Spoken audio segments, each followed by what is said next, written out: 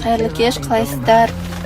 Тренировкаға барып, шыққаннан кейін тез боянып, үлгеріп, әйтеуір туған күнге шығып жатырмыз. Кеше күнге де үлгермей қалған болатынбыз. Мен бала қарап үйде отырдым.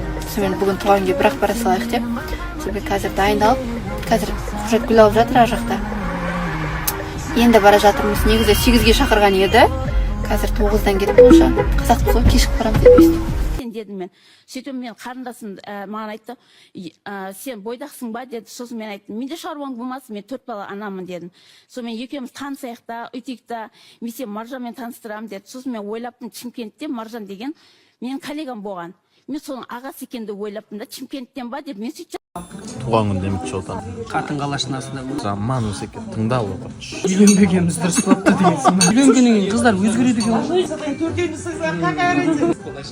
Трендтерді жібердің ба? Жаным не болды? Келіп бөліп жүрген. Саған үшін. Мен осы күнде ойлап отқан болмайсың. Мен жаман боламын. Қазір бүгін бірақтан мен үйде де берді де көрмейсің. Жан сайын алмадың ба? Сол жан сайын алмадың ба? Артынан өсек қылады ма? Жамболат бір көрсет өнеріңде, қаны. Қаны.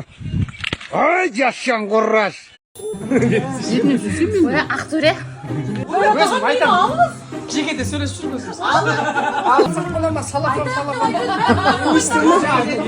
Салахан. Бәрі түсіріп дейін. Өзіне алып